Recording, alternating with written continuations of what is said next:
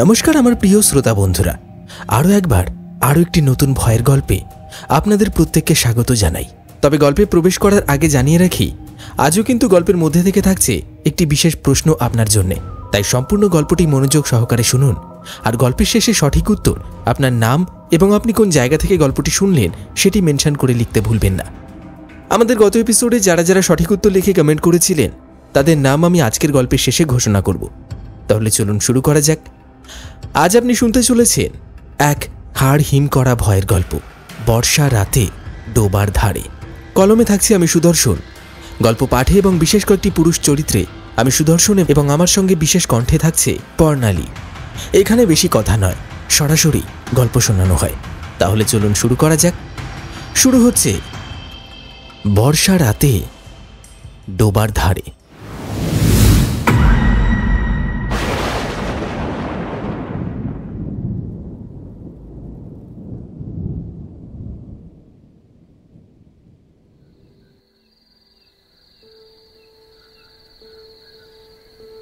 নিশ্ছিদ্র অন্ধকার রাত, নক্ষত্রহীন আকাশের নিচে দাঁড়িয়ে আছি আমি অরিন্দম। আমার জীবনটাও যেন অনেকটা এই অন্ধকার রাতের মতোই, শূন্যতা, হতাশা আর এক রাশ দুঃখের ছায়া। না পড়াশোনায় খারাপ ছিলাম না, বরং ভালোই। সমাজের চোখে যোগ্য হওয়ার জন্য যা যা করার দরকার সবই করেছিলাম। উচ্চশিক্ষা সম্পন্ন করেছিলাম, নামজাদা ডিগ্রিও ছিল হাতে। অথচ নিয়তি যেন একটা অদৃশ্য শেকলে বেঁধে রেখেছিল আমাকে। সরকারি চাকরির স্বপ্নে বারবার ধাক্কা খেয়ে যখন হতাশার গহ্বরে তলিয়ে যাচ্ছি, তখন সংসারের দায়িত্ব এসে কাঁধে ভর করল। অর্থের সংস্থান করতে হবে। ঘরে বৃদ্ধ বাবা মা, ছোট বোন সবাই আমার দিকে তাকিয়ে। শেষমেশ জীবন যখন সমস্ত দরজা বন্ধ করে দিল, তখন একটি মাত্র জানালা খুলে গেল, একটি সিকিউরিটি গার্ডের চাকরি। চাকরিটা পেয়েছি একেবারে প্রত্যন্ত অঞ্চলে, যেখানে সভ্যতার ছোঁয়া তেমন একটা পৌঁছায়নি। গ্রামের নাম শুনলেই বুকের মধ্যে একটা অদ্ভুত শিহরণ জাগে। কালা পাহাড়ি শুনলেই যেন মনে হয় নামের মধ্যে লুকিয়ে আছে ভয়, রহস্য আর অতীতের কোনো গা ছমছমে ইতিহাস। বিশাল একটা প্রজেক্ট হচ্ছে সেখানে। এক বহুতল বাণিজ্যিক ভবন তৈরি হচ্ছে। কেউ বলে হোটেল, কেউ বলে বড় কোনো অফিস কমপ্লেক্স। আসলে কোম্পানির প্রজেক্ট ছিল এখানে একটি ফার্মাসিউটিক্যাল ফ্যাক্টরি গড়ে তোলা। আমার পোস্টিং পড়েছে এই কালাপাহাড়ির ঠিক মাঝখানে। রাতের ডিউটি। শুনতে সহজ লাগলেও এই জায়গাটা দিনের আলোয় যেমন ফাঁকা নিস্তব্ধ, রাত হলেই ততটাই রহস্যময় আর বিভীষিকাময়। প্রথম দিন থেকেই একটা অদ্ভুত অনুভূতি হয়, যেন কোথাও কিছু একটা ঘটবে। অজানা, অচেনা, ভয়ঙ্কর কিছু। আর সেই ভয়ঙ্কর অভিজ্ঞতার কাহিনী আজ আপনাদেরকে বলবো।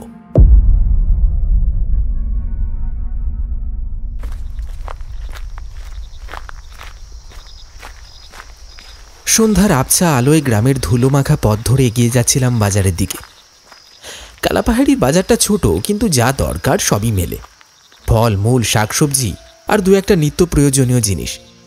কোম্পানির দেওয়া টিনের ঘরে একলা থাকি, রান্নাটাও নিজেকেই করতে হয়। তাই বাজারে যাওয়াটা আমার রোজকার রুটিনেরই একটা অংশ। কিন্তু সেদিনের বাজার যাত্রা আর 5টা দিনের মতো স্বাভাবিক ছিল না। রাস্তার ধারে শুকনো নিম গাছের ছায়ায় দাঁড়িয়ে থাকা ম্লান মুখের একটি চেহারা আচমকাই দৃষ্টিগোচর হল। আমার বুকের ভেতরটা কেমন যেন কেঁপে উঠল। তারামা দেবী। এই কয়েকদিনে ওনাকে দেখিনি ঠিকই, তবে এত অল্প সময়ের ব্যবধানে তার এমন পরিবর্তন হবে তা কল্পনাতেও আসেনি। শরীরটা কেমন যেন শুকিয়ে কাঠ হয়ে গেছে। চোখের নিচে গভীর কালি, মুখের ত্বক রুক্ষ আর ফ্যাকাশে, যেন বহুদিন তেল জল পড়েনি শরীরে। ভাঙাচোরা ঠোঁট, গায়ের শাড়িটা ধুলো মাখা, আর সেই শাড়ির আঁচল প্রায় মাটিতে লুটিয়ে পড়ছে। একসময় চওড়া বুকের যে দৃঢ়তা ছিল তা যেন কোথাও মিলিয়ে গেছে। এখন সেখানে কেবল হাড্ডিসার শূন্যতা। তার চোখ দুটো কোটরে ঢুকে গেছে, তবু সেই চোখের ভাষা যেন কিছু একটা বলতে চাইছে। ভয়, অসহায়তা আর আকুলতার এক গভীর মিশ্রণ। হঠাৎই তিনি হন্তদন্ত হয়ে আমার দিকে ছুটে এলেন। আমি হতভম্ব হয়ে দাঁড়িয়ে রইলাম। কয়েক কদমের মধ্যেই এসে আমার পায়ের সামনে বসে পড়লেন তিনি। কঙ্কালসার হাত দুটো কাঁপছে, নিঃশ্বাস দ্রুত ওঠানামা করছে। বুকের ভেতর এক অজানা আশঙ্কা ঘনীভূত হলো আমার। আমি তৎক্ষণাৎ ঝুঁকে পড়লাম। তার দু কাঁধে হাত রেখে আলতোভাবে তুলে ধরতে চাইলাম। তারামা দেবী, কি হয়েছে? এই অবস্থায় কেন আপনি? বলুন, কি হয়েছে? আমার সব শেষ হয়ে গিয়েছে, সব শেষ হয়ে গিয়েছে। আমায় দয়া করে বাঁচাও বাবা। তুমি আমার ছেলের মতো আমায় রক্ষা করো। ওরা আমার সব কেড়ে নিয়েছে।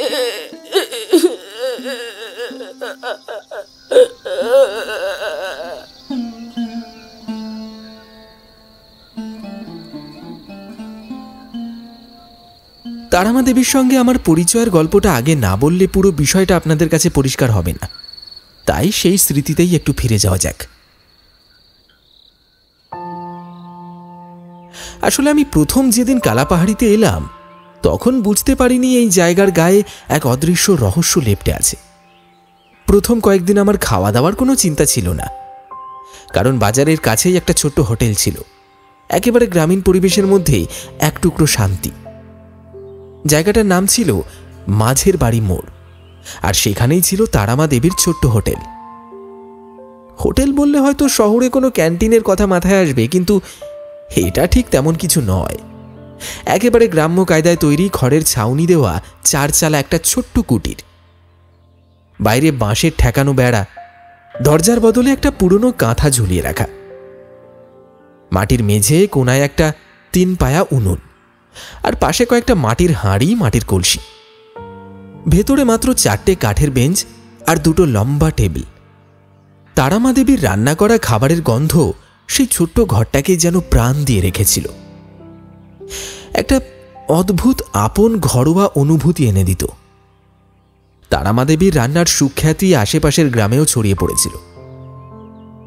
যে একবার খেত সে দ্বিতীয়বার আসবেই। বাঙালিদের ঐতিহ্যবাহী খাবারের সেই ঘ্রাণ যেন এখনো নাকে লেগে আছে।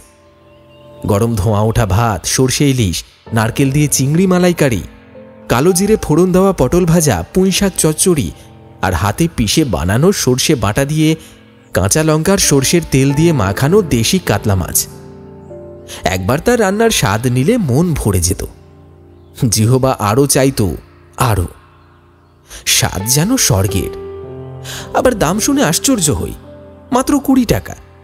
কাকিমা বলেন, টাকা নয় বাবা, মানুষকে খাওয়াতেই আমার সুখ। সেদিনও ঠিক একইভাবে দুপুরে খেতে বসেছিলাম। আকাশ ঝলমলে রোদে ভরেছিল। হালকা বাতাসে খড়ের ছাউনি নড়ে উঠছিল কখনো কখনো। খাওয়ার সময় হাত ঘড়িতে তাকিয়ে দেখলাম দুপুর 2:15। চারপাশ নিস্তব্ধ, শুধু রান্নার হাঁড়ির ফোটা ফোটা শব্দ আর মাঝে মাঝে গ্রাম্য রাস্তা দিয়ে গরুর গাড়ির চাকার গুঁড়ি গুঁড়ি আওয়াজ কানে আসছে।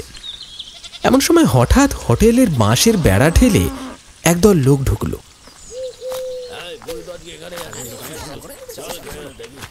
4-5 জন লোক, মুখগুলোতে রহস্যময় কঠোরতা।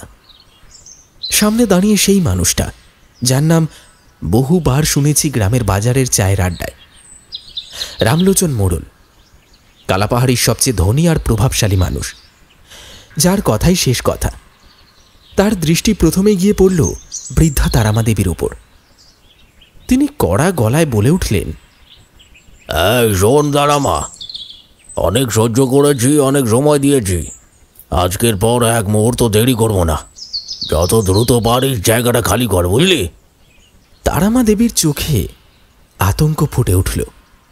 কাঁপা কাঁপা হাতে আঁচল ঠিক করতে করতে অসহায় কণ্ঠে বললেন, মোড়ল বাবু, দয়া করুন, আমার তো আর যাওয়ার জায়গা নেই, এটাই আমার সব। এই হোটেল না থাকলে আমি আর আমার পঙ্গু ছেলেটা যে না খেতে পেয়ে মরবো। তা তো আমি জানি, কিন্তু তোকে তো আগেই বলেছিলাম ভালোই ভালো জায়গাটা ছেড়ে দে। আমি তোকে মোটা টাকার প্রস্তাবও দিয়েছিলাম, রাজি হলি না।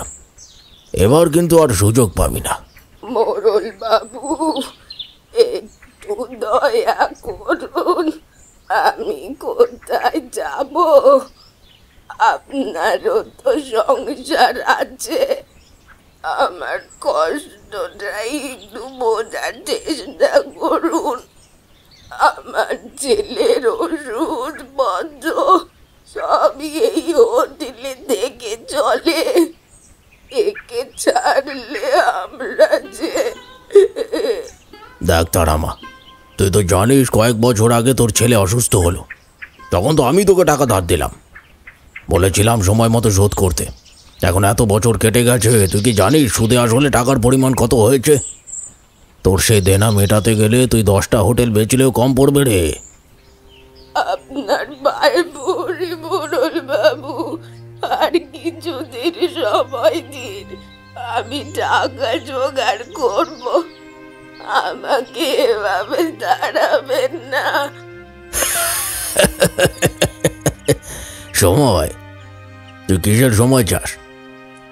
এই জায়গাটা শহরের সঙ্গে সংযোগ স্থাপন করবে, বড় বড় অফিস হবে, হোটেল হবে, লোকজন আসবে, ব্যবসা বাড়বে। তুই কি ভেবেছিস আমি এই সুযোগ হাতছাড়া করব? যে করে হোক জায়গাটা আমার চাই, বুঝলি? তার কথা শুনে আমার গা শিউরে উঠল। বুঝতে পারলাম সে এখানে নিজের আধিপত্য বিস্তার করতে চায়। কালাপাহাড়িতে বড়সড় প্রকল্প চলছে, শহর থেকে বহু মানুষ এখানে আসবে, আর মোড়ল হয়তো এই হোটেল হাতিয়ে নিয়ে নিজেই ব্যবসা করবে। কিন্তু বৃদ্ধা যে নিজের শেষ সম্বল আঁকড়ে ধরে বাঁচার জন্য লড়ছে, সেটা ওর কণ্ঠে বিন্দুমাত্র টলন আনল না। তারামা দেবী কেঁদে উঠলেন, কাতর গলায় বললেন, দাঁড়াবেন না, আমি তো আপনার কিছু করিনি মোড়ল বাবু, শুধু এই সামান্য জায়গাটুকু দয়া করে ছেড়ে দিন। আমি আর আমার ছেলেটা কোথায় যাব বলুন? এটাই আমার শেষ কথা। 3 দিনের মধ্যে জায়গাটা ছাড়, নইলে কি হবে সেটা তো জানিসই। কিছু একটা খুব অস্বাভাবিক লাগছিল। লোকগুলো হুমকি দিয়ে চলে যেতেই যেন হোটেলের ছোট্ট ঘরটার পরিবেশ আরো গুমোট হয়ে উঠল। তারামা দেবী ধীরে ধীরে মাটির উপর বসে পড়লেন, যেন পায়ের নিচ থেকে মাটি সরে গেছে। তার মুখটা ফ্যাকাশে, চোখের কোণে শূন্যতা। দীর্ঘ শ্বাস ছেড়ে একবার দরজার দিকে তাকালেন, তারপর শূন্য দৃষ্টিতে মাটির দিকে। আমি খাওয়া শেষ করে হাতে জল ঢেলে ধুয়ে গামছায় হাত মুছতে মুছতে তার দিকে এগিয়ে গেলাম। কেন জানি না বড্ড মায়া হলো এই বৃদ্ধার জন্য। আমি নরম স্বরে বললাম, কি হয়েছে মা, এত চিন্তিত? তারামা দেবী যেন আমার কথায় চমকে উঠলেন, যেন এই কয়েক মুহূর্তের মধ্যেই এক অদৃশ্য ভয় তাকে গ্রাস করেছে। কাঁপা কাঁপা গলায় বললেন, বাবা, আমি এখন কি করব? কোথায় যাব?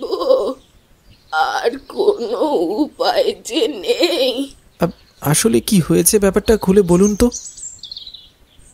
5 বছর আগের কথা, তখন সব ঠিকই ছিল বাবা। আমার ছেলেটা সোমনাথ কি ভালো, মেধাবী, পরিশ্রমী। আমার স্বামী মারা যাওয়ার পর ওই আমার বাঁচার অবলম্বন ছিল, কিন্তু বিধাতা বুঝি সহ্য করতে পারল না। একদিন গাছ থেকে পড়ে গেল, সোজা কোমরে চোট লাগলো। তার গলা ধরে এলো। আমি চুপচাপ শুনতে থাকলাম। অনেক চেষ্টা করলাম বাবা, কিন্তু ও আর উঠে দাঁড়াতে পারলো না, জানায় পড়ে রইল।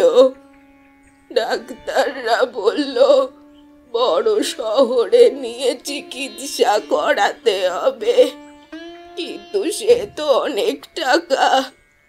কি করব, কি খাবো, কোথায় থাকবো, কিছুই আমরা বুঝতে পারলাম না। তখনই মোড়ল বাবুর কাছে গেলাম, হাত জোড় করলাম।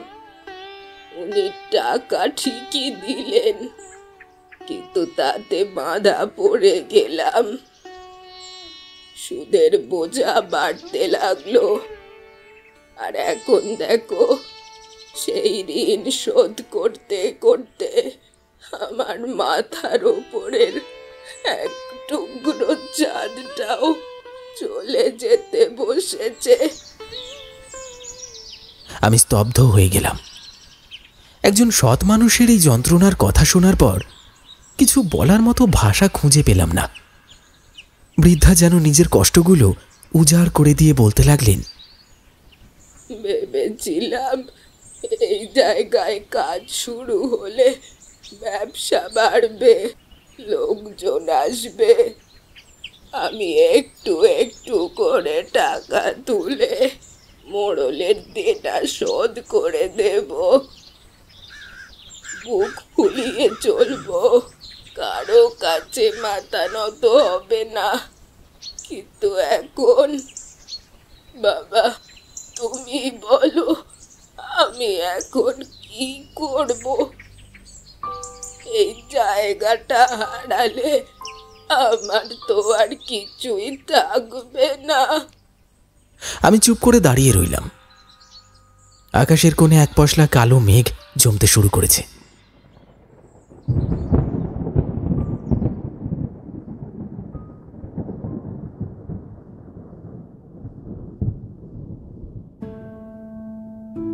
এরপর 3টে দিন কেটে গেল, কিন্তু তারামা দেবীকে আর হোটেলে দেখা গেল না।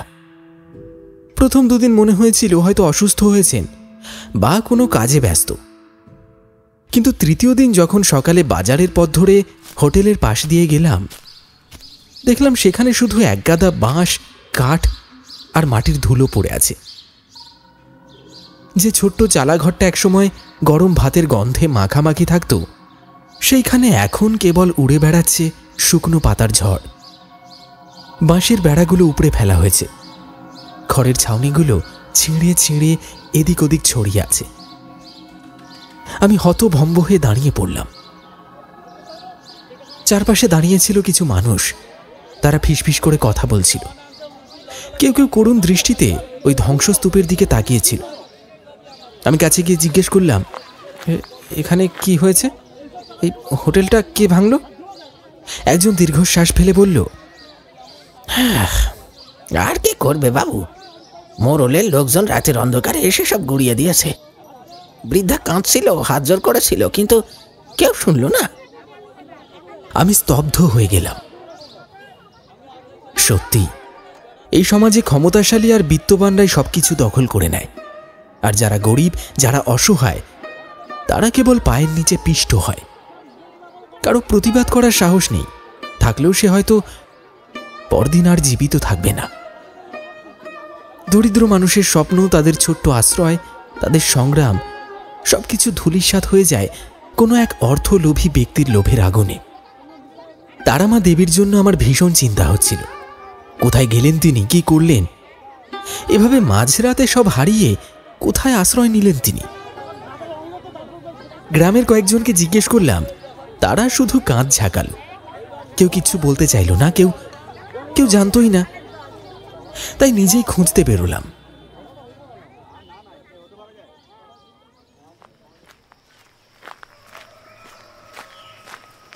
গ্রামের ভিতর দিকে এক সরু পথ ধরে অনেক খোঁজার পর তারামা দেবীর ঘরটা পেলাম। কিন্তু ঘরে তালা ঝুলছে, চারপাশ নীরব। বৃদ্ধা কিংবা তার ছেলে কারোর দেখা মিলল না। আমি আশপাশটা দেখতে লাগলাম, বেশ কিছুক্ষণ অপেক্ষা করলাম, কিন্তু কোনো সাড়া পেলাম না।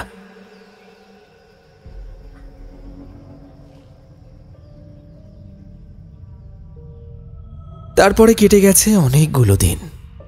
ওদিকে নির্মাণ কাজ শুরু জোর কদমে। রাত জেগে আমাকে পাহারা দিতে হচ্ছে। বিশাল নির্মাণস্থলের চারপাশে কাজ এগিয়ে চলেছে দ্রুত গতিতে। এমত অবস্থায় অন্য কিছু নিয়ে ভাবার সময় পাই না। একসময় ধীরে ধীরে তারামা দেবীর কথা প্রায় ভুলে গিয়েছিলাম, কিন্তু আজ বাজারে যাওয়ার পথে হঠাৎ করেই তার সঙ্গে দেখা হয়ে গেল। দীর্ঘ কয়েকদিন পর তাকে দেখে আমার গা শিউরে উঠল, যেন অন্য এক মানুষ দাঁড়িয়ে আছে আমার সামনে। শুকিয়ে কঙ্কালসার হয়ে গেছে, চোখ দুটো গহীন গর্তের মতো গভীর, একেবারে কোটরে ঢুকে গেছে। শরীরের তেল জল শুকিয়ে গেছে। কাঁপা কাঁপা হাতে মাটির একটা কোনো পাত্র আঁকড়ে ধরে দাঁড়িয়ে আছেন। আমি হতবাক হয়ে বললাম, তারামা দেবী, এতদিন কোথায় ছিলেন আপনি?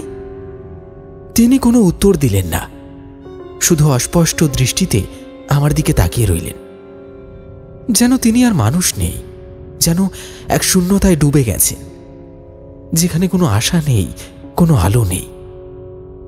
একসময় দীর্ঘশ্বাস ফেলে বলতে শুরু করলেন তিনি, বাবু, আমি শহরে গিয়েছিলাম একজন ভালো আইনজীবী খুঁজতে। ভেবেছিলাম যদি কোনো উপায় মেলে, যদি কেউ আমার কথা শোনে, তাহলে এই জমিটা আমি ফিরে পাবো। আমি তো চুরি করিনি, আমি ঠকাইনি কাউকে, শুধু একটু সময় চেয়েছিলাম। কিন্তু এই সমাজ গরিবের জন্য সময় রাখে না। এখানে আগে টাকার গন্ধ না ছড়ালে কেউ কথাও শোনে না। আমি একা গেলে কেউ বিশ্বাস করতো না, তাই ছেলেটাকে নিয়েছিলাম সঙ্গে। বাঁশ কেটে একটা ঠেলা গাড়ির মতো বানিয়েছিলাম, সেটার ওপর বসিয়ে ঠেলে নিয়ে গিয়েছিলাম শহরের দিকে। রাস্তা বড় কঠিন ছিল বাবু। পথের গর্তে গাড়ি কেঁপে উঠলে ছেলেটা কাতরিয়ে উঠতো, কিন্তু আমার কিচ্ছু করার ছিল না। জানেন, এত কষ্ট নিয়েও যখন শহরের দালানওয়ালা লোকগুলোর দরজায় দরজায় গেছি, তখনও কেউ আমার দিকে ফিরেও চাইল না। কেউ বলল গরিবের জন্য আইন আদালত নয়, কেউ আবার বলল টাকা থাকলে ন্যায়ও কেনা যায়, না থাকলে এখানে দাঁড়ানোরও অধিকার নেই। আমি অনেককে বললাম একটু সাহায্য করুন, এই জমিটা থাকলে মোড়লের ধারও শোধ করব, আপনাদের পাওনাও মেটাবো। কিন্তু বাবু, গরিবের প্রতিশ্রুতি কেউ মানে না। শেষে আমি ফিরে এলাম। আমার শেষ সম্বলটুকুও এখন মোড়ল রামলোচন বাবুর হাতেই চলে গেছে। এখন আমার কাছে আর কিচ্ছু নেই, শুধু এই এক জোড়া হাত ছাড়া। তার পরিশ্রান্ত বিধ্বস্ত হাত দুটি কেঁপে উঠল আমার সামনে। আমি কি বলবো বুঝতে পারছিলাম না। বুকের মধ্যে কেমন একটা মোচড় দিল। আমি জানি আমি নিজেও বড় কিছু করতে পারবো না। বাড়িতে আমার নিজেরও পরিবার আছে, সীমিত সামর্থ্য আছে, কিন্তু এই দৃষ্টির সামনে দাঁড়িয়ে থাকা, এই আর্তনাদ উপেক্ষা করা কি সম্ভব? আমি মৃদু স্বরে বললাম, মা, আমি ধনী নই, কিন্তু যতটুকু পারি আপনাকে সাহায্য করব, আপনি ভরসা রাখুন। তারামা দেবী আমার দিকে তাকালেন। এক মুহূর্তের জন্য মনে হলো তার চোখের মধ্যে একটুখানি আশার আলো ফুটল, কিন্তু পরক্ষণেই সেটা যেন মিলিয়ে গেল। তিনি চোখের জল মুছতে মুছতে ধীরে ধীরে এগিয়ে চললেন।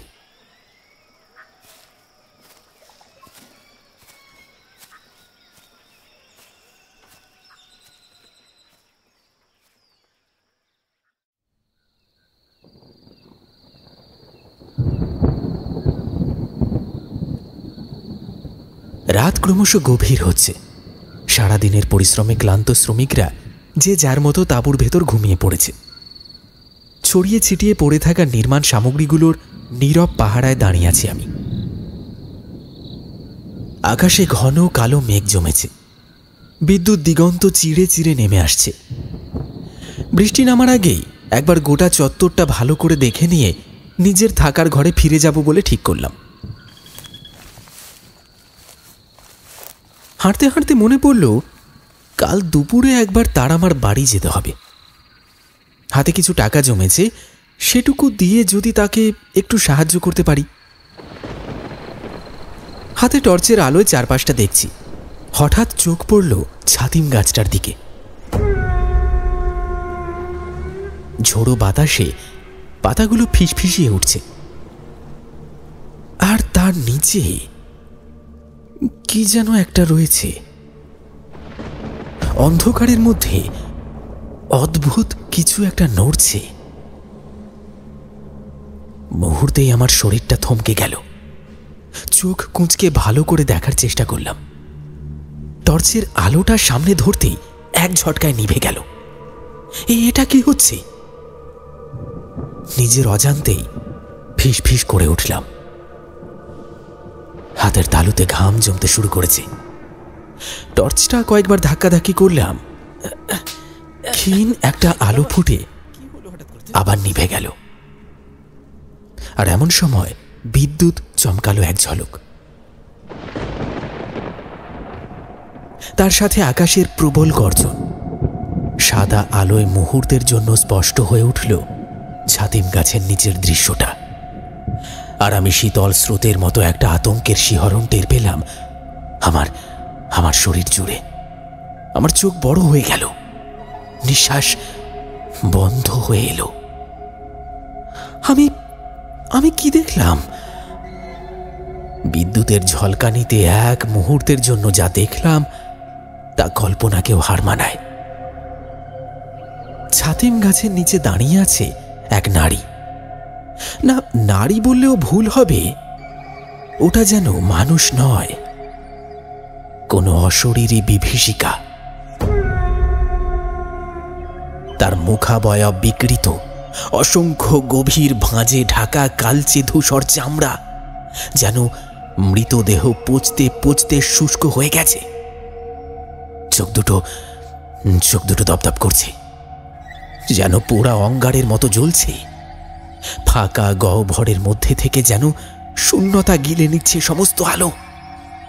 এলোমেলো ধুলো জমা বিশ্রী লম্বা চুল কাঁধ ছড়িয়ে ছড়িয়ে পড়েছে। সেগুলো যেন বাতাসে নিজে নিজেই নড়ছে।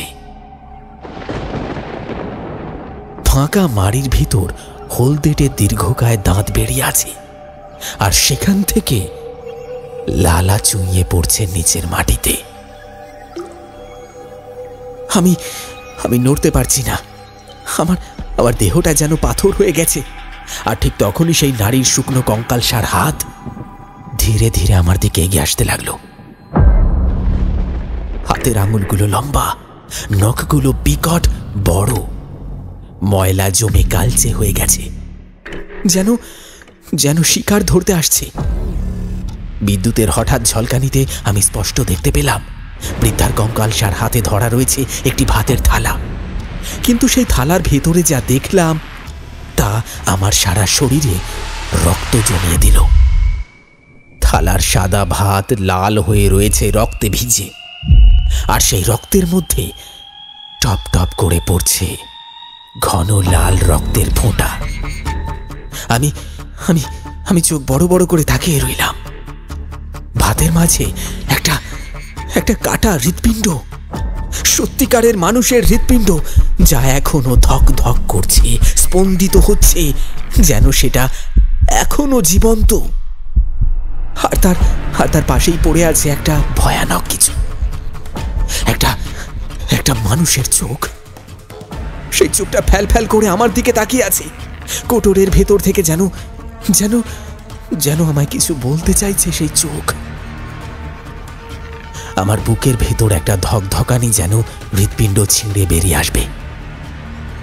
বৃদ্ধা তখন ঠোঁটের কোণে এক বিকৃত হাসি এনে থালার মাঝখানে আঙুল ডুবিয়ে দিলেন।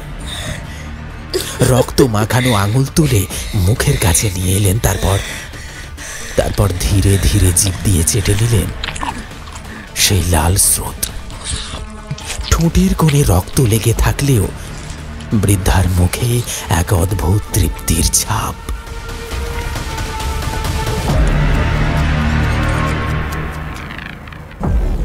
আমি দাঁড়িয়ে থাকতে পারছিলাম না, আমার পা যেন জমে গেছে। চোখ সরাতে পারছিলাম না সেই থালা থেকে, সেই ধক ধক করতে থাকা হৃৎপিণ্ড থেকে, সেই ফ্যাল ফ্যাল করে তাকিয়ে থাকা চোখ থেকে, আর বৃদ্ধার সেই নৃশংস রক্তাক্ত চেহারা, যা স্বপ্নেও আমাকে তাড়া করবে।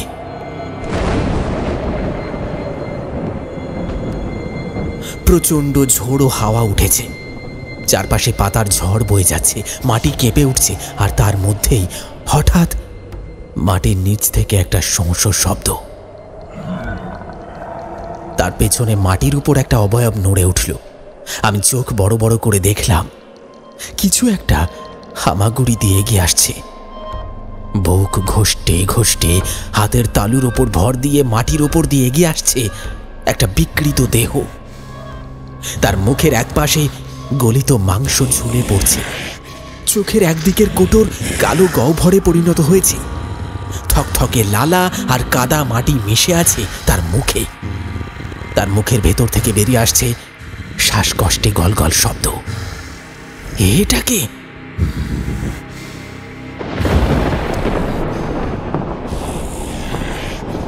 বিদ্যুৎ আবার চমকালো, আর আমি স্পষ্ট দেখতে পেলাম ওটা তার আমার ছেলে, সেই পঙ্গু যুবক যাকে নিয়ে বৃদ্ধা এত স্বপ্ন দেখতেন, এত কষ্ট করতেন।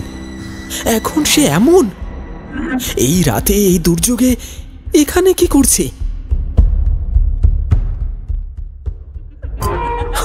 আমি চিৎকার করতে গেলাম, কিন্তু গলা দিয়ে কোনো শব্দ বেরোলো না। আমার গা হিম হয়ে গেছে। সেই নারীর বিকট দাঁত বের করা বিকৃত হাসি আর তার পঙ্গু ছেলের সরীসৃপের মতো হামাগুড়ি দেওয়া একসঙ্গে মিশে আমার সামনে এক বিভীষিকাময় ছবি তৈরি করল। আর ঠিক তখনই আমি এক ঝটকায় পেছনে হটতে লাগলাম। তারপর যখন চোখ ফেরালাম, এক মুহূর্তেই সব উধাও। চারপাশে শুধু ঘন অন্ধকার, ঝড়ের শব্দ আর এক অদৃশ্য আতঙ্ক আমার চারপাশ ঘিরে ধরল।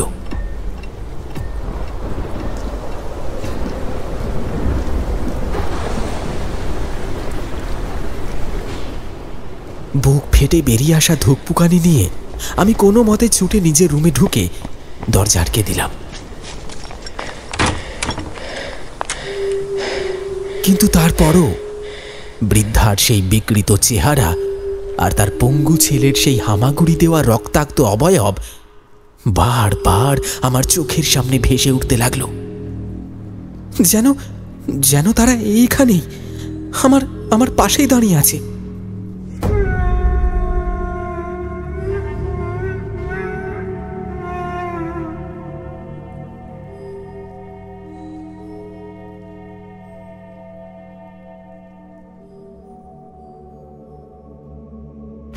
সকালের আলো ফুটতেই গ্রাম জুড়ে শোরগোল পড়ে গেল।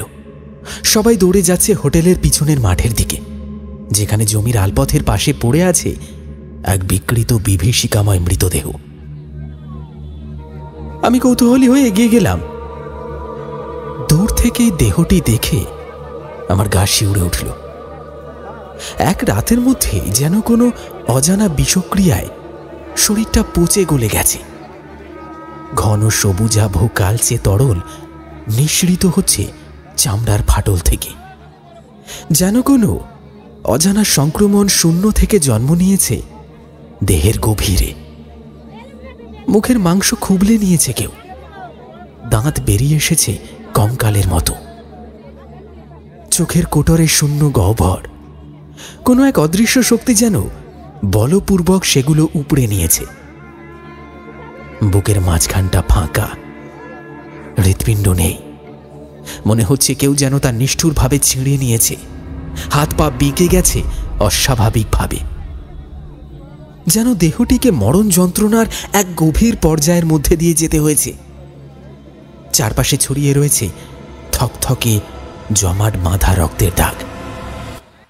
ভিড়ের মধ্যে দাঁড়িয়ে থাকা এক যুবককে প্রশ্ন করলাম, কে এই লোকটা? ছেলেটি শিউরে উঠে ফিসফিস করে বলল, আরে এ তো গ্রামের মোড়লের খাস লোক ছিল। রাতে হঠাৎ যে কি হয়ে গেল কে জানে। এমনভাবে কেউ খুন হয় নাকি? বুক চিড়ে হৃৎপিণ্ড তুলে নিয়ে গেছে কেউ, আরে চোখ দুটোও নেই। তা পুলিশে খবর দেওয়া হয়েছে? হ্যাঁ, থানায় খবর গেছে। পুলিশ এলে দেখা যাবে কি হয়। তবে মোড়লবাবু চুপ করে বসে থাকবেন না, কিছু একটা করবেনই। কিন্তু কে এমন করলো কে জানে। ছেলেটির কথায় একটা অস্পষ্ট আতঙ্ক লুকিয়েছিল। আমি নিজেও আতঙ্কিত হয়ে পড়লাম। মনে পড়ে গেল গত রাতের সেই বিভীষিকা, বৃদ্ধার সেই রক্তমাখা থালা। আমার হাত পা ঠান্ডা হয়ে এলো। তবে কি এই মৃত্যুর পেছনে তার কোনো যোগসূত্র আছে? আমার মাথার মধ্যে এক অজানা আতঙ্ক ধাক্কা দিতে লাগল। আমি কল্পনাও করতে পারিনি পরিস্থিতি দিনের পর দিন আরো বিভীষিকাময় হয়ে উঠবে। জমিদারের খাস লোকের বিকৃত মৃতদেহ পাওয়ার পর থেকেই গ্রাম জুড়ে আতঙ্কের ছায়া নেমে এসেছিল। কিন্তু তার মাত্র 3 দিনের মাথায় আরো 4 জনের একই রকম বীভৎস মৃত্যুতে আতঙ্ক চরমে পৌঁছল। গ্রামের মানুষদের মধ্যে দুঃস্বপ্নের মতো ছড়িয়ে পড়েছে ভয়। সন্ধ্যার পর কেউ ঘরের বাইরে বেরোচ্ছে না, এমনকি কাজকর্ম বন্ধ রাখা হয়েছে। শ্রমিকরা এক প্রকার স্পষ্ট জানিয়ে দিয়েছেন রাতের দিকে কেউ কাজ করবে না। আমি ক্রমশ এক অজানা উদ্বেগের মধ্যে পড়ে যাচ্ছিলাম। পুলিশের তদন্তে বিশেষ কোনো সূত্র মেলেনি। মোড়ল মশাইও চরম দুশ্চিন্তাগ্রস্ত। অথচ এত কিছুর মাঝেও কেন জানি না বারবার তারামা দেবীর কথা মনে পড়ছিল।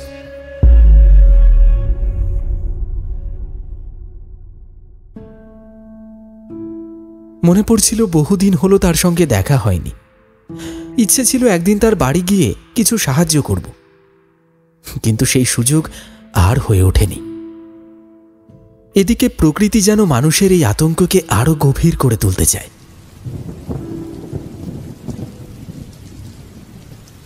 টানা 3 দিনের তুমুল বৃষ্টি, বজ্র বিদ্যুৎ সহ ঝড় এক মুহূর্তের জন্য থামেনি। পথ ঘাট একেবারে কর্দমাক্ত। গ্রামের ডোবা, নালা, পুকুর সব উপচে পড়েছে। ঘরের আনাজপাতিও শেষের দিকে, বাজারে যাওয়ার উপায় নেই। অথচ আজ বিকেলের দিকে মনে হলো আকাশ কিছুটা শান্ত হয়েছে। সন্ধ্যের ঠিক আগেই যখন বৃষ্টি খানিকটা ধরে এলো, আমি ঠিক করলাম ঝট করে বাজার থেকে কয়েকটা জিনিস নিয়ে আসি, আর এই সুযোগেই একবার তারামা দেবীর বাড়ি থেকে ঘুরে আসব। 3 দিন হলো মৃত্যু মিছিল থেমেছে, নতুন করে আর কিছু ঘটেনি। তাই একটু সাহস করে বেরিয়ে পড়লাম। তবে আমার ভিতরে একটা অজানা শঙ্কা যেন থামতে চাইছিল না। হাতে ছাতা, টর্চ লাইট নিয়ে কর্দমাক্ত পথ বেয়ে এগিয়ে চললাম। পথঘাট একেবারে জবুথবু। জায়গায় জায়গায় হাঁটু সমান জল জমেছে। কাদা মাখানো পথের গন্ধে বাতাস ভারী হয়ে আছে। এদিক ওদিক তাকিয়ে দেখলাম চারপাশে নীরবতা নেমে এসেছে। অন্ধকারের গহ্বরে যেন গ্রামটা আতঙ্কের নিঃশ্বাস বন্ধ করে আছে। এমন সময় কিছু দূরে চোখ পড়ল। হ্যারিকেনের মৃদু আলোয় কয়েকজন মানুষ দাঁড়িয়ে গোপনে কথোপকথন করছে। সন্ধ্যার পর গ্রামে মানুষ বেরোয় না, অথচ এই দুর্যোগের মধ্যে কারা যেন ফিসফিস করে কথা বলছে। একটা অমোঘ কৌতূহল কাজ করলো আমার মধ্যে। আমি ধীরে ধীরে ওদের দিকে এগিয়ে গেলাম, কিন্তু যখন সেই আলোটাকে পুরোপুরি স্পষ্ট দেখতে পেলাম, আমার শরীর শিউরে উঠল। বুকের ভেতর কেমন যেন ধকধক করতে লাগলো। মনে হলো আমি কিছু এমন দেখতে চলেছি যা আমার মন থেকে কোনোদিন মুছবে না।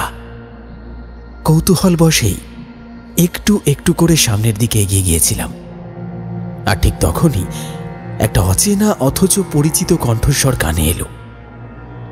একটা ফ্যাঁসে ভাঙা গলার আরতি, যার মাঝে অসহায়তা আর অজানা আতঙ্ক লুকিয়ে রয়েছে। আর এই কণ্ঠস্বরটা আমার চেনা। মনে পড়ল সেদিন বৃদ্ধা তারামার হোটেলে এসে তাকে হুমকি দিয়েছিল। তখন এই কণ্ঠস্বরই শুনেছিলাম। হ্যাঁ, মোড়ল মশাইয়ের কণ্ঠস্বর। কিন্তু আজ সেই কণ্ঠে দম্ভ নেই, বরং রয়েছে এক রাস করুণ মিনতি। বুকের ভেতর শির শির করে উঠল। আমি নিঃশব্দে ঝোপের আড়ালে লুকিয়ে পড়লাম। ঝোপের ফাঁক গলে দেখলাম সামনের ডোবার ধারে হাত জোর করে কাঁপতে কাঁপতে দাঁড়িয়ে আছে মোড়ল মশাই, আর তার সামনে দাঁড়িয়ে বৃদ্ধা তারামা। চোখ দুটো দপদপ করছে, যেন তাতে দাউ দাউ করে আগুন জ্বলছে। মোড়ল ফিসফিসিয়ে বলছে, দয়া করো গো মা, আমি ভুল করেছি, আমার ছেড়ে দাও। তোমার ওই জায়গায় আমি আর হাত দেবো না, শপথ করছি আমি এক পাও বাড়াবো না। ঋণ যা ছিল সব মাপ, দয়া করো আমায়। বৃদ্ধা হো হো করে হেসে উঠল, যেন গভীর অন্ধকারের মধ্যে দিয়ে ছুটে আসা কোনো অভিশপ্ত বাতাস কানে বাজল। তার কণ্ঠস্বর হঠাৎ করেই আর্তনাদের রূপ নিল। অনেক দেরি হয়ে গেছে, আমাদের দুটো নিরীহ প্রাণ তোকে ভিক্ষা চেয়েছিল। মনে পড়ে মোড়ল? ভিক্ষা চেয়েছিলাম, এক মুঠো জমি, একটু দয়া। কিন্তু তোর মন কখনো কাঁপেনি। তোরা জমিদারের খাস লোক হয়ে গ্রামের গরিব মানুষগুলোর হাড় মাংস চিবিয়েছিস বছরের পর বছর। যারা রক্ত জল করে চাষ করলো, তাদের এক টুকরো সম্বল কেড়ে নিয়ে তোরা মোটা হয়ে বসে আছিস। ভেবেছিলি এই অন্যায়ের বিচার কেউ করবে না। মোড়ল মুখ নিচু করে কেঁপে কেঁপে উঠছে, হাঁটু কাঁপছে। আমি স্পষ্ট শুনতে পেলাম তার কান্নার আওয়াজ। না, আমাকে ছেড়ে দাও তুমি। কিন্তু বৃদ্ধা থামল না, তার কণ্ঠে ঝড়ের গর্জন। সেই দিন যখন আমরা শেষবার তোর কাছে গিয়েছিলাম, তোর সামনে কান্নাকাটি করেছিলাম, আমার ছেলেটা ওই পঙ্গু শরীরটা নিয়ে তোকে বলেছিল, বাবা গো, আমাদের শেষ সম্বলটুকু নিও না। কিন্তু তুই কি করলি? তুই আমাদের দরজার বাইরে ফেলে দিয়ে কুকুরের মতো তাড়িয়ে দিলি। এখন তুই ক্ষমা চাইছিস? বিচার তো হবেই, বিচার হবে মোড়ল, চোখের সামনে বিচার হবে। আমি নিঃশব্দে শিউরে উঠলাম। আমার শরীর দিয়ে ঠান্ডা স্রোত বয়ে গেল। এতদিনের ধোঁয়াশা কেটে গিয়ে স্পষ্ট বোঝা গেল মোড়ল যে অন্যায় করেছিল তারই প্রতিশোধ নিতে এসেছে এই রাতের অশুভ ছায়ারা। বৃদ্ধার চোখের গভীরে যে অনিশ্চিত অন্ধকার, তার তলায় কি লুকিয়ে আছে আমি বুঝতে পারলাম না, কিন্তু অনুভব করলাম মৃত্যুর এক অমোঘ উপস্থিতি ঘিরে ধরেছে চারপাশ। রাতের নিস্তব্ধতায় হঠাৎ যেন কাদার স্তূপের ভেতর থেকে এক বিভীষিকাময় শব্দ ভেসে এলো। আমার বুকের ভেতরটা ধক করে উঠল, আর চোখের সামনে যা দেখলাম তা কোনো দুঃস্বপ্নের থেকেও ভয়ানক। ডোবার কাদার ভেতর থেকে ধীরে ধীরে উঠে আসছে একটা বিকৃত বিকলাঙ্গ মানব মূর্তি। মুখের বেশিরভাগ অংশ কাদায় ঢেকে গেছে, এক চোখ নেই, চামড়া উঠে গিয়ে কঙ্কালের মতো কেবল ভেজা হাড় বেরিয়ে পড়েছে। সে তার একই কর্মক্ষম হাত দিয়ে নিজেকে টেনে আনছে, পাঁকের ভেতর থেকে শোঁ শোঁ করে নিঃশ্বাস ফেলছে, যেন বহু বছর ধরে মৃত পড়েছিল আর জীবন্ত হয়ে ফিরে এসেছে। আমার গলা শুকিয়ে কাঠ হয়ে গেল, বুকের ভেতরটা ধকধক করছে, আমি শ্বাস নিতে পারছি না। কিন্তু পর মুহূর্তে যা ঘটল তার সমস্ত যুক্তিবোধকে তছনছ করে দিল। সে আর কেউ নয়, বৃদ্ধার একমাত্র ছেলে, সেই পঙ্গু ছেলেটি যে একদিন করুণার ভিক্ষা চেয়েছিল, আজ মৃত্যুর অতল থেকে উঠে এসেছে প্রতিশোধের তৃষ্ণা নিয়ে। আর তার এক হাতে ওটা কি? আমি স্পষ্ট দেখতে পেলাম একটা ধপধপে সাদা ভাতের থালা। সে সামনে এসে থালাটা বৃদ্ধার দিকে বাড়িয়ে দিল। বৃদ্ধা নিঃশব্দে তা গ্রহণ করল, যেন বহু আগে থেকেই সে জানত এমনটা ঘটবে। তারপর ধীরে ধীরে থালার পাশে রাখা ছোট্ট বাটিটার দিকে হাত বাড়ালো। বাটির ভেতর ঘন তাজা লাল তরল কিছু একটা টলমল করছে। বৃদ্ধা স্থির হাতে সেই লাল তরল পদার্থ ভাতের মধ্যে ঢেলে দিল। ধীরে ধীরে খুব যত্ন নিয়ে দু হাতে মেখে নিল সেই ভাত। লাল রক্তে মাখামাখি সাদা ভাত। তার চেহারায় এক অদ্ভুত তৃপ্তির ছাপ ফুটে উঠল। তারপর হঠাৎ সে একগাল হেসে উঠল। ও, সেই হাসি! সেই হাসির মধ্যে এক গভীর শীতলতা, এক ভয়াবহ আমন্ত্রণ। তার রক্তে মাখা হাত থেকে কিছুটা ভাত চুইয়ে পড়ছে, আর সে মুখ উঁচিয়ে মোড়ল মশাইয়ের দিকে তাকিয়ে বলল, ভাত খাবি? আয় আয়। মোড়লের শরীরের প্রতিটা কোষ যেন একসঙ্গে থর থর করে কেঁপে উঠল। আমি দেখলাম তার চোখ দুটো বিস্ফারিত, ঠোঁট কাঁপছে, কিন্তু শব্দ বেরোচ্ছে না। সে হাঁপাচ্ছে, তার মুখ দিয়ে কোনো ক্রমে অস্ফুট শব্দ বেরোচ্ছে। বৃদ্ধা এগিয়ে গেল, হাতে সেই রক্তে মাখামাখি ভাত, আর তীব্র একটা বিশ্রী গন্ধ চারপাশে ছড়িয়ে পড়েছে। কাঁচা রক্ত আর পচনের মিশ্রিত দুর্গন্ধ। বৃদ্ধা তার হাতটা বাড়িয়ে দিল মোড়লের মুখের সামনে। রক্ত চিনতে পারছিস?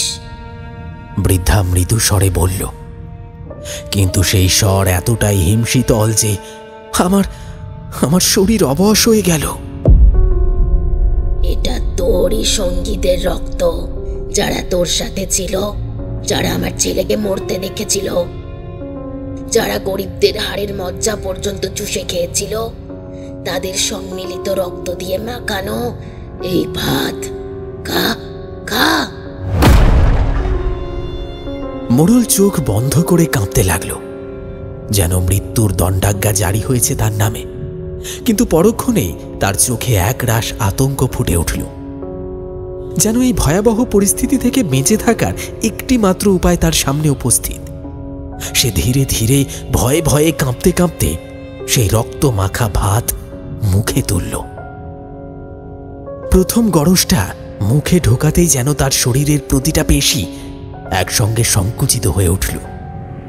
গলা শুকিয়ে কাঠ হয়ে গেল, চোখ থেকে জল গড়িয়ে পড়ছে, মুখ বিকৃত হয়ে এলো। কিন্তু পেটের মধ্যে বেঁচে থাকার শেষ আকাঙ্ক্ষা তাকে বাধ্য করল। সে মুখ ঘুরিয়ে বমি করার চেষ্টা করল, কিন্তু বৃদ্ধার একটি মাত্র হুমকিতেই আবার মুখ বন্ধ করে নিল। আর আমি যেন জমে গেছি। গলা দিয়ে শব্দ বেরোচ্ছে না, পা নড়ছে না। দম বন্ধ করা সেই রাতের বাতাসে আমি কেবল দেখছি অন্ধকারের মাঝে দাঁড়িয়ে আছে এক বিধ্বংসী মাতৃরূপ, যার প্রতিটি শ্বাসের সঙ্গে বয়ে আসছে প্রতিশোধের নীরব ঝড়। মোড়ল প্রথমে কুঁকড়ে গেল, তার শরীর থরথর করে কাঁপছে, চোখ দুটি বিস্ফারিত, যেন মৃত্যুর হিমশীতল ছায়া তার শরীরের প্রতিটি শিরা উপশিরায় ক্রমশ ছড়িয়ে পড়ছে।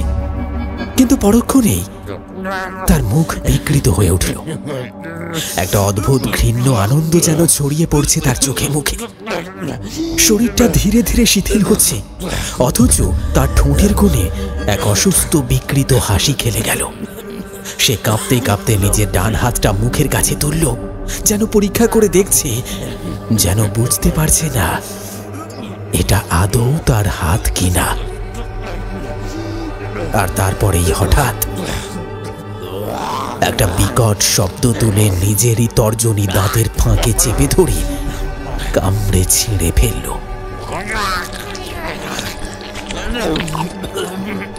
আমি আতঙ্কে দম বন্ধ হয়ে এলে চোখ ফেরাতে পারলাম না। মোড়ল এবার নিজের কবজির দিকে তাকিয়ে থাকলো কয়েক মুহূর্ত। তারপর পিশাচের মতো সেই কবজির মাংসে দাঁত বসিয়ে দিল। এক প্রচন্ড চাপ দিয়ে তার নিজস্ব হাতটাই নিজের মুখের ভেতর ঢুকিয়ে দিতে লাগলো, যেন সেখানেই তা চিরতরে হারিয়ে যাবে। তার বিকৃত ফেনায়িত ঠোঁটের ফাঁক দিয়ে রক্ত গড়িয়ে পড়ছে, আর মোড়ল এক অসহনীয় আনন্দে কেঁপে কেঁপে উঠছে। তারপর সেই রক্তাক্ত হাতটা সে আরো গভীরে, আরো ভেতরে ঠেলতে লাগলো। গলা ফুঁড়ে সেই হাত নেমে গেল বুকের ভেতরে, চামড়া ফেটে রক্ত ধারা বইতে লাগলো। একটা প্রচন্ড চটচটে আওয়াজ তুলে তার হাতটা বুক চিরে প্রবেশ করলো অন্ত্রের গভীরে।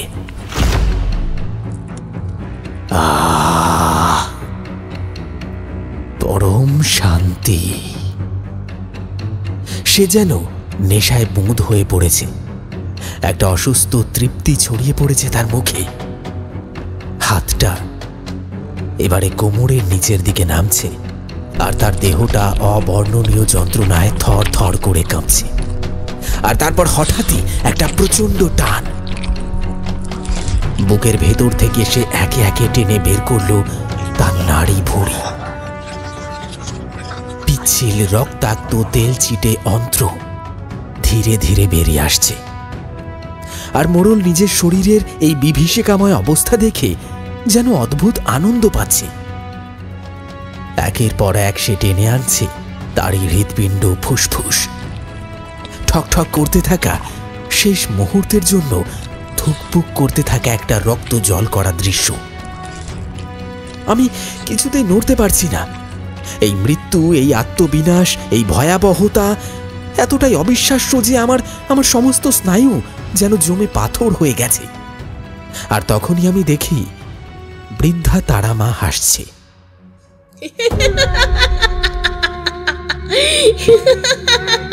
হ্যাঁ, সেই একই বিকৃত তৃপ্তির হাসি তার ঠোঁটে। তার পঙ্গু ছেলে, যার চোখে এতদিন ছিল কেবল শূন্যতা, আজ সেখানে দানবীয় এক আলো যেন জ্বলজ্বল করছে। তারা দুজন যেন মোড়লের এই বিভৎস মৃত্যুর প্রতিটি মুহূর্ত উপভোগ করছে।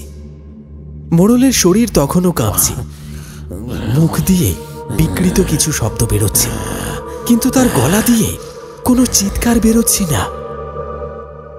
একসময় তার হাতগুলো অসাড় হয়ে গেল, তার চোখের দৃষ্টি ঝাপসা হয়ে এলো, আর তারপর ধপ। মাটিতে লুটিয়ে পড়ল মোড়লের নিথর দেহটা। চারিদিকে ছড়িয়ে পড়ল রক্ত আর মাংসের দলা। আর আমি কিছু দেখছি না, কিছু শুনছি না, শুধু ঘুটঘুটে অন্ধকার। আমার শরীরটা কেমন যেন অবশ হয়ে আসছে। এরপর সমস্ত আলো নিভে গেল। আমি জ্ঞান হারালাম।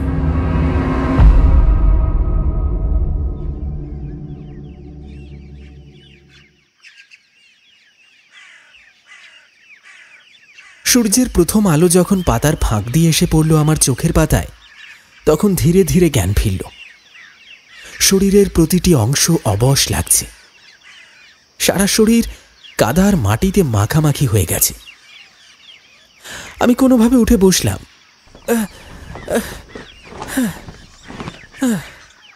তারপর চারপাশে তাকালাম। প্রথম কয়েক সেকেন্ড কিছুই বুঝতে পারছিলাম না, যেন সবকিছু একটা দুঃস্বপ্নের মতো মনে হচ্ছিল।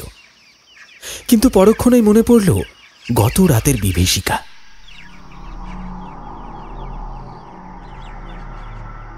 আমার শিরদাঁড়া দিয়ে ঠান্ডা স্রোত বয়ে গেল।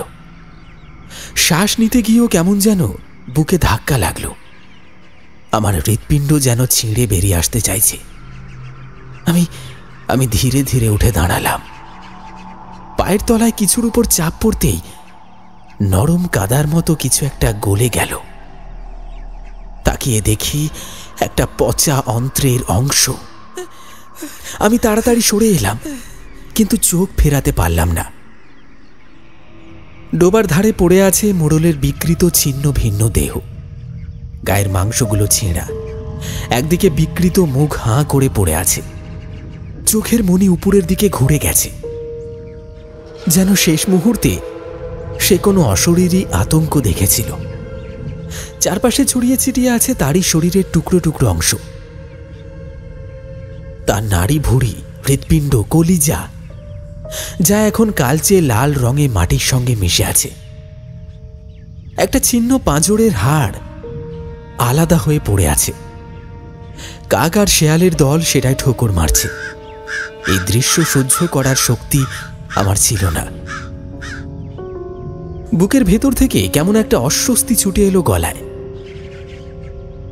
তারপর আর নিজেকে আটকে রাখতে পারলাম না। হড় হড় করে বমি করে দিলাম। আমার সমস্ত শরীর কাঁপছে, চোখে ঝাপসা দেখছি। কিন্তু এখান থেকে সরে গেলেই তো সব শেষ হয়ে যায় না? এত বড় একটা ঘটনা ঘটে গেছে, কিন্তু কেন? এর পেছনের রহস্যটা কি? তারা মা আর তার পঙ্গু ছেলের কি হলো? তারা কোথায়? যেন একটা অজানা আতঙ্ক আমাকে ঠেলে নিয়ে চলল বৃদ্ধার কুটিরের দিকে।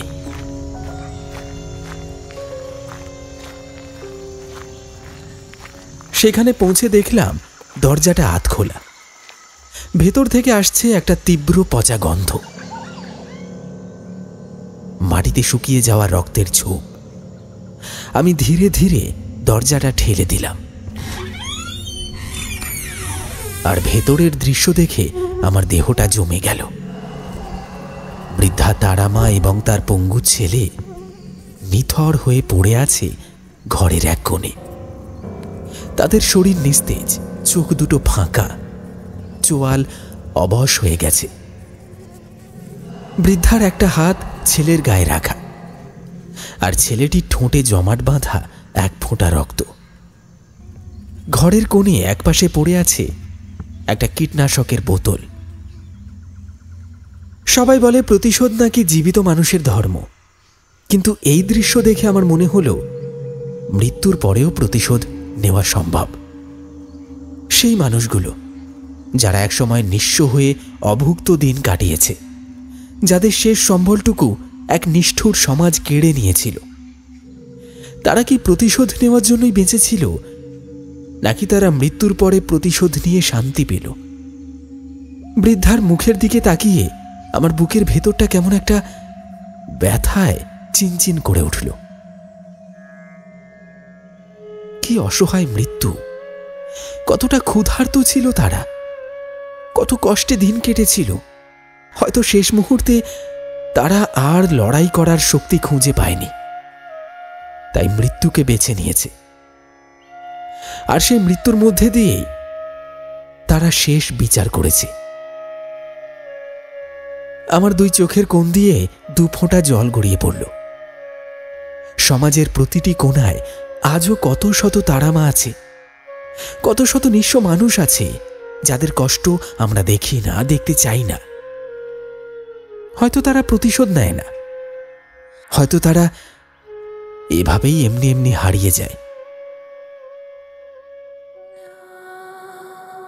কিন্তু একদিন এই পৃথিবীর সমস্ত অন্যায়ের একটা বিচার হবেই, হয় জীবনের মধ্যে, নয়তো মৃত্যুর পরে।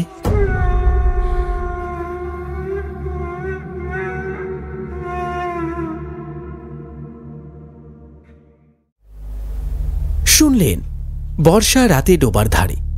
আমাদের আজকের এই বিশেষ নিবেদন আপনার কেমন লাগলো অবশ্যই কমেন্টে আপনার অনুভূতি লিখে জানাতে ভুলবেন না।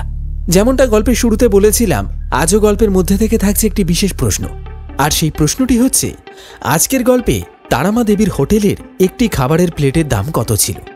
সঠিক উত্তরটি আপনার নাম এবং আপনি কোন জায়গা থেকে গল্পটি শুনলেন সেটি মেনশন করে লিখতে ভুলবেন না। তাহলে চলুন ঝটপট দেখে নেওয়া যাক আমাদের আগের এপিসোডে কারা কারা সঠিক উত্তর লিখে কমেন্ট করেছিলেন। কলকাতার নলফা গ্রাম থেকে জাহাঙ্গীর, ব্যারাকপুর থেকে ব্রততী বোস, কলকাতা থেকে ঐশানী চ্যাটার্জি, রাজস্থানের কোটা থেকে সলমান, শোভাবাজার থেকে গায়ত্রী, বনগাঁ থেকে স্বস্তিকা ভৌমিক, হাওড়া সাঁতরাগাছি থেকে মিঠুন, মকরদহ থেকে কুণাল বাগ। এছাড়া কমেন্ট করেছেন রনিত দাস, জগদীশপুর বাগদা উত্তর 24 পরগনা থেকে মিঠুন মণ্ডল, চন্দনপুর থেকে সুস্মিতা পালিত, ওড়িশা থেকে সুখদেব এবং বারুইপুর জেলের কাছ থেকে শঙ্কর মণ্ডল।